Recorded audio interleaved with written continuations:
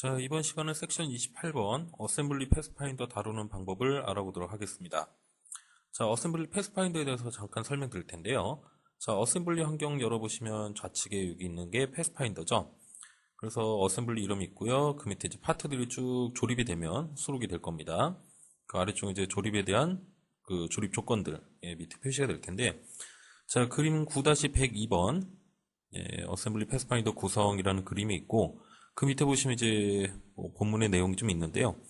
잠깐 보시면 각 부품의 이름 뒤에 붙어있는 숫자는 같은 단품에 사용된 순번을 표시한다. 이건 좀 이따 제가 직접 조립을 하면서 보여드릴게요.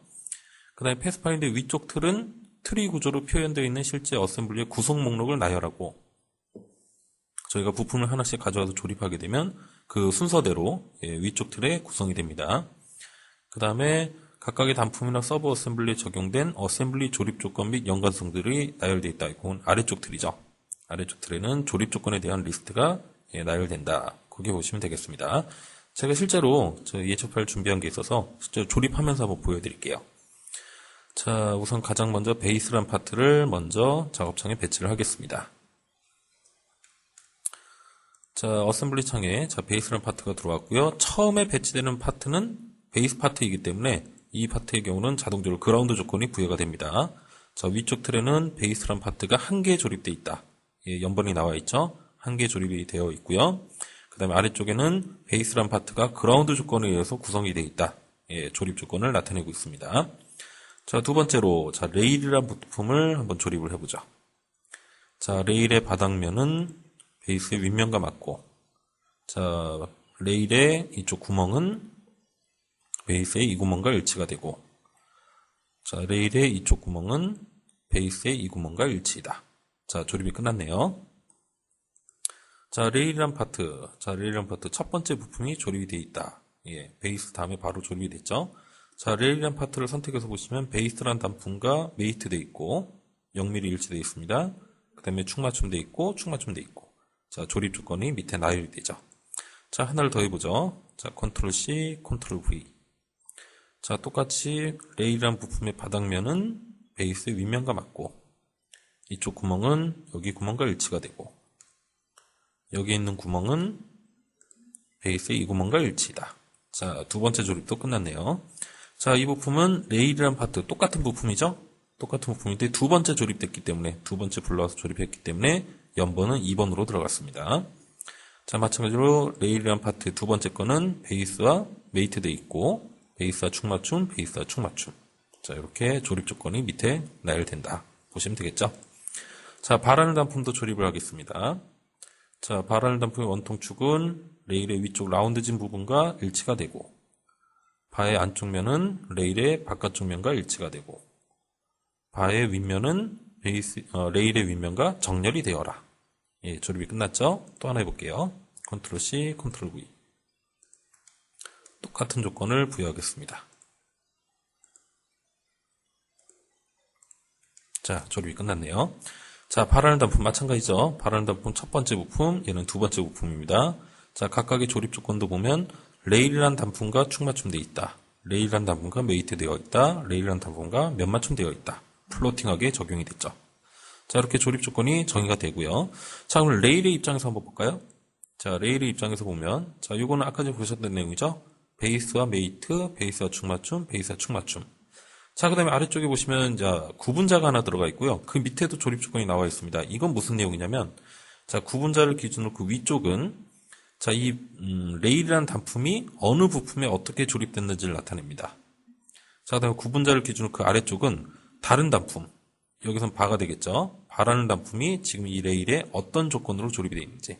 그래서 이 내용이나 이 바에 대한 조립 조건 세 가지나 똑같은 내용입니다.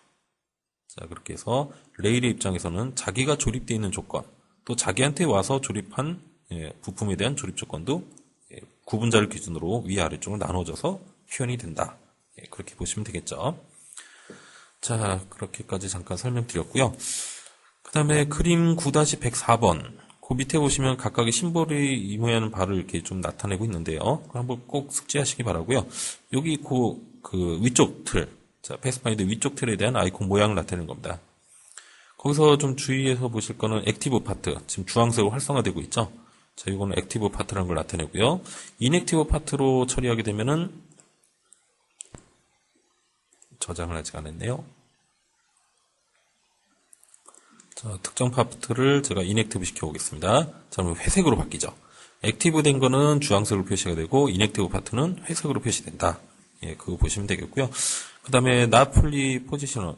요거는 이제 완전 정의가 되어 있지 않을 때, 여기다 블럭을 한번 조립을 해볼게요. 다시 액티브 시켜주고, 자, 블럭을 한번 조립을 해보죠.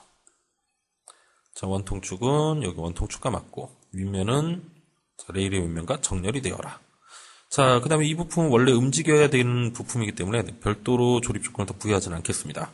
자, 다시 말해서 이 블럭이란 부품은 현재 움직임이 가능한 상태이죠. 자, 그때는 자, 그 아이콘 모양 보시면 좌우로 이렇게 흔들 수 있는 표시가 구성이 되어 있습니다. 이거는 완전 정의가 되어 있지 않기 때문에 이 부품은 움직임이 가능하다. 그렇게 보시면 되겠고요. 그 다음에 밑에 보시면 이제 링크드 파트. 저희가 이제 지난 시간에 그 탑다운 설계에 대해서 잠깐 설명드렸는데, 탑다운 설계 하실 때 연관 설계를 적용을 하셨다면, 부품이 뭔가 변경되면 그 탑다운 설계한 것도 자동적으로 변하죠. 자, 그런 경우에 이제 링크드 파트 앞에 이제 링크 표시가 들어가게 됩니다. 그 앞전 예제를 다시 한번 참고하시면 되겠고요. 그 다음에 또 밑에 보시면은, 자, 그 물음표 떠 있는 아이콘이 있죠. 그거는 이제 그 어셈블리를 띄웠을 때 해당 단품이 원래 있던 그 위치가 아니라 뭐 다른 위치로 변경됐거나, 뭐 폴더 이름이 바뀌었거나, 파일의 이름이 변경됐을 때 해당 부품을 못 찾는 경우에 나타납니다. 예, 그럴 때는 이렇게 물음표 표시로 나타난다는 점. 그 외에는 뭐 그렇게 중요한 건 없네요. 예, 그 정도. 하여튼 아이콘 모양은 좀, 심볼은 좀 숙지를 하시는 게 좋을 것 같습니다. 자, 그 다음에 두 번째, 패스파인드 아래쪽 틀을 사용하는 방법에 대해서 쭉 설명이 되는데, 뭐 방금 전에 다 설명드렸죠? 자, 그림 9-105번, 106번. 그 아래쪽에 보시면은, 자, 본문의 내용이 있는데, 현재 조립 조건과 다른 부품 간의 조립 연관성을 보여주게 되어 있다. 그 다음에 점선의 위쪽은 페어런츠 부품과의, 자, 조립 조건. 자기가 어느 부품에 가서 조립되어 있는지, 자, 어미와의 조립 조건을 나타내고 있고요. 그 다음에 점선 아래쪽은 칠드런 부품과의 조립 조건을 나타낸다. 다른 단품이 이 부품이 어떻게 와서 조립됐는지를 표현하고 있다라고 보시면 되겠습니다. 그 다음에 아래쪽에는 그 각각에 대한 심볼에 대한 표시가 나와 있죠. 다 조립 조건에 대한 내용들이기 때문에 지난 시간에 다 보셨던 내용입니다. 그렇게 보시면 되겠고, 제일 밑에 있는 것들만 좀 설명드릴게요. 임시로 조립 조건을 억제했을 때, 자, 서프레스라는 기능이죠. 자, 선택하고, 자, 뭐 특정 요거 하나 해볼까요? 자, 요거를 오른쪽 마우스로 서프레스 하게 되면은 앞에 자, 이렇게 제외된, 억제된 표시가 나타나죠. 자, 축맞춤 조건을 제가 잠깐 억제를 했기 때문에 얘는 축맞춤 조건이 더 이상 부여가 안 돼 있는 상태, 그 상태로 나타난다 보시면 되겠고요.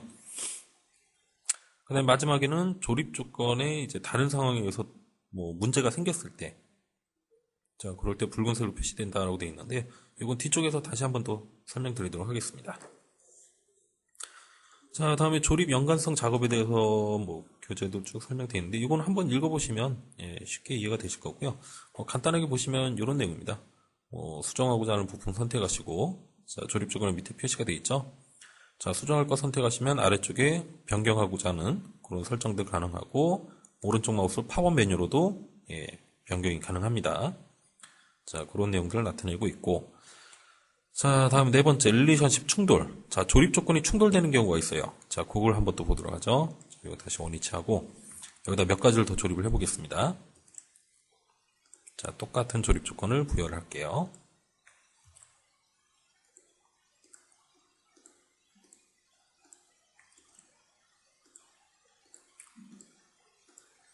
자, 이 앞면과 앞면은 일치가 되고, 이 면과 이 면도 일치다. 라고 적용을 하면, 자, 두 개의 블럭은 서로 같이 움직이게 될 겁니다. 자, 이렇게 움직이겠죠? 자, 앞에 있는 블럭에다 하나의 조건을 더 부여를 해볼게요. 이 면은, 자, 여기 면과 뭐 한 30mm 띄고 들어갈까요? 30mm만큼 이 면과 떨어져라. 예. 그럼 30mm만큼 딱 떨어졌죠? 더 이상 얘는 움직임이 불가능할 겁니다. 자, 그런데 옆에 있는 블럭에다가 또 한 번 조립을 한번 해보죠. 자, 조건에서 여기다 50mm를 한번 적용을 해볼게요. 자, 요 면과 50mm다. 그럼 당연히 갈 수가 없는 상황이죠? 하게 되면은, 이렇게 적용이 되네요. 플로팅이 들어갔네요. 자, 이거를 픽시드 옵셋 50mm로 변경을 해보겠습니다. 그럼 에러가 뜨죠. 자, 이미 여기선 30mm로 딱 세팅이 되어 있는 상태입니다. 그러면 이면도 여기선 30mm밖에 적용이 안 되죠. 근데 제가 강제로 50mm라는 값을 적용해라라고 하니까 기존의 조건과 충돌이 난다는 얘기입니다. 그래서 이 조건은 부여가 불가능하다라고 보시면 되겠고요. 자, 이 조건을 30이라는 값을 잠깐 억제를 해보겠습니다. 억제. 자, 그 다음에 이 부품에다가 50mm라는 값을 다시 한번 넣어보죠. 자, 이 앞쪽 면은 여기 뒤쪽 면과 0으로 붙었네요. 자, 50mm를 유지해라. 자, 이렇게 조건이 들어갔습니다. 자, 여기에는 30mm라는 조건이었고, 걔는 잠깐 제가 억제를 시켜놓은 상태고요. 여기는 제가 50mm라는 값을 적용을 했죠. 자, 그 상태에서 여기서 얘를 다시 언서프레스 적용을 하겠다라고 하면은 이렇게 빨간색으로 뜹니다. 이미 여기는 이제 50이라는 값이 적용이 되어 있기 때문에 이 값은 부여가 불가능하다는 얘기죠. 자, 이렇게 빨간색으로 뜨는 것들, 이런 것들은 현재 조립 조건상에 문제가 있다라고 보시면 되겠고, 그 부분을 이제 해결을 해주셔야겠죠. 기존의 50이라는 값을 억제를 시켜주신다든가, 그러면 얘는 다시 활성화가 되겠죠. 자, 그런 내용들입니다. 그래서 이미 부여가 불가능한 상황에서 강제적으로 조건을 부여할 때는 에러 메시지가 바로 뜨고요. 그 다음에 9-110번 보시면 이미 어떤 상황에서 가능한 상태인데 다른 이제 조립 조건의 변경 사항이 발생했을 때 문제가 생긴다면 이렇게 나타난다. 그렇게 보시면 되겠습니다. 자, 두 번째, 어셈블리에서 부품 수정하는 방법에 대해서 설명이 되어 있네요. 자, 어셈블리 환경 내에서 단품의 형상을 수정하기 위해서는 파트 환경을 이동하여 수정해야 된다. 지금 이건 어셈블리 환경이죠. 조립에 관련된 내용들로만 구성이 되어 있습니다.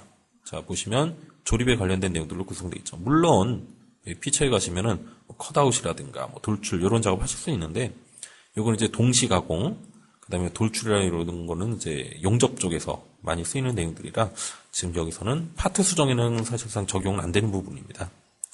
자, 그래서 파트를 수정하고 싶다면, 형상을 수정하고 싶다면, 자, 수정 모드로 이제 진입을 하셔야 되는데, 그 방법은 또 아래쪽에 나와 있죠.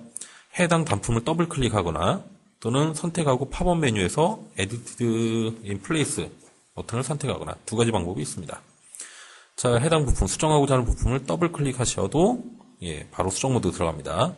레일이나 어셈블리에 블럭이나 파트 모드로 들어오죠. 그래서 파트 환경이 자동으로 뜹니다. 그 다음에 요거는 지난 시간에 설명드렸죠. 어셈블리 내용은 보이기는 하는데 선택은 불가능하다. 보기 싫으시면 컨트롤 Q. 이렇게 해서 보이거나 안 보이게 하거나 처리 가능하고요. 뷰 쪽에 가시면 하이드 프리그레스 레벨. 자, 요 아이콘으로도 제어가 가능합니다. 자, 형상을 좀 수정해 볼까요? 자, 여기다가 어떤 형상을 하나 돌출을 한번 해보죠. 자, 이렇게 형상이 만들어졌다. 변경이 됐죠. 빠져나오실 때는 클로즈 앤 리턴입니다. 자, 그렇게 하면 어셈블리에 이 수정된 형상이 그대로 반영되어 있다 보시면 되겠죠. 이 부품과 4개의 다른 부품 다 동일한 부품이기 때문에 하나만 수정해도 다 동일하게 적용됩니다. 자, 더블 클릭하는 방법이 있었고요. 또 하나는 수정하고자 하는 파트 선택하시고, 자, 팝업 아이콘 보시면 두 가지가 있죠. 첫 번째 거는 조립 조건에 대한 내용이고, 두 번째 거, Edit in Place를 눌러주시면 똑같이 파트 수정 모드로 진입이 됩니다. 그렇게 변경이 가능하다. 여기 교재에는 따로 설명은 안 되어 있는데 한 가지 기능이 더 있죠. 선택하고 오른쪽 마우스 팝업 메뉴에서도 에디트 가능합니다. 자, 이렇게 세 가지 방법으로 접근이 된다 보시면 되겠고요. 자, 세 번째, 자, 인액티브 파트, 자, 단품 경량화에 대한 설명이 나와 있는데, 이거는 본문 한번 상당히 좀 중요한 내용입니다. 지금 이제 예제 띄워놓은 것들은 다 어셈블리가 복잡하진 않으니까 큰 문제는 없으실 텐데, 어셈블리가 10,000개, 20,000개씩 되는 상당히 큰 어셈블리를 이제 조립하시거나 그럴 때는 그 시스템 메모리에 부하가 많이 갈 수가 있어요. 그래서 그럴 때는 가급적 단품 경량화 기능을 사용하시는 게 좋습니다. 그래서 거기에 대해서 액티브, 인액티브에 대한 설명을 잠깐 하고 있는데요. 간단하게 보시면은 본문에 보시면 그런 내용이 있네요. 한번 쭉 읽어보시면 될 것 같고, 그 아래쪽에 그 어셈블리를 오픈할 때 오픈 파일 대화 상자의 우측 하단에서 부품의 활성화 상태, 비활성화 상태로 오픈할지 선택할 수 있다. 자, 예를 들어서 파일을 오픈하실 때 여기 우측에 자, 우측에 보시면은, 인액티브로 할 것인지, 액티브 파트로 오픈할 것인지, 이런 거 선택이 가능하다고 되어 있죠? 이렇게 볼까요? 파트를 액티베이션 할 때, 인액티브로 할 것이냐, 액티브로 오픈할 것이냐, 이런 것들 선택이 가능합니다. 그래서 인액티브로 지정하고 오픈하시게 되면, 이게 이제 다 비활성화되는 상태로 나타나겠죠? 이렇게 나타날 겁니다. 인액티브. 저장을 또 안 했네요. 한번 저장하고, 인액티브로 오픈하게 되면 이렇게 회색으로 비활성화된 상태로 오픈이 될 거고, 액티브로 오픈하시게 되면 이런 형태로 올라오겠죠. 그 시스템 메모리의 부하에 대한 차이를 좀 나타내고 있다 보시면 되겠고, 각각에 대한 설명이 또 밑에 나와 있습니다. 액티브, 부품 활성화했을 때, 그 다음에 인액티브는 부품 비활성화했을 때, 그걸 나타내고 있고요. 그림으로도 이렇게 직접적으로 수정할 수가 있겠죠. 어떤 특정 부품 선택해서 오른쪽 마우스로 인액티브 하게 되면 그 부품에 관련된 건 비활성화가 됩니다. 그런 내용들이 그림으로 잘 설명이 되어 있고요. 아래쪽에 팁에 보시면 부품 비활성화, 인액티브 모드로 어셈블리 오픈했을 때 사용 못하는 기능 두 가지가 설명되어 있는데, 무슨 얘기냐면 일단 비활성화되어 있다는 건 형상에 대한, 보이는 거는 전혀 지장이 없습니다. 보이는 데는 전혀 지장은 없는데, 이 형상에 대한 어떤 기하학적인 데이터들, 그런 정보들은 시스템 메모리에 올라가 있지 않다는 얘기거든요. 그래서 그런 부분에 대해서 조립 조건 부여할 때라든가 그럴 때 약간 문제가 될 수가 있습니다. 예를 들면 지금 이 바라는 단품을 비활성화 시켰는데, 한번 조립을 다시 한번 해보죠. 원통을 잡고 여기 원통 선택할 때 선택이 안 돼요. 비활성화되어 있기 때문에. 그럴 때는 액티브 파트로 액티브를 시켜주신 다음에 선택이 가능하다. 액티브를 시켜주셔야 조립이 됩니다. 그 다음에 두 번째 경우는 그 레이아웃 작업, 스케치라든가 그런 레이아웃 작업 하실 때도 인액티브 되어 있는 것들은 인클루드라든가 이런 게 적용이 불가능합니다. 면도 선택이 안 되고요. 그거에 대한 설명이 나와 있으니까 필요하다면 액티브를 시켜서 작업하시고, 이게 좀 너무 무거워진다 싶으시면 어셈블리를 인액티브 시켜주는 것도 시스템 메모리의 부하를 줄여주는 매우 좋은 기능들이 될 겁니다. 적절히 활용하시면 좋을 것 같아요. 이렇게 해서 섹션 28번 마무리 지었고요. 다음 시간에는 어셈블리 툴들 몇 가지 알아두면 좋은 기능들 좀 설명드리도록 하겠습니다.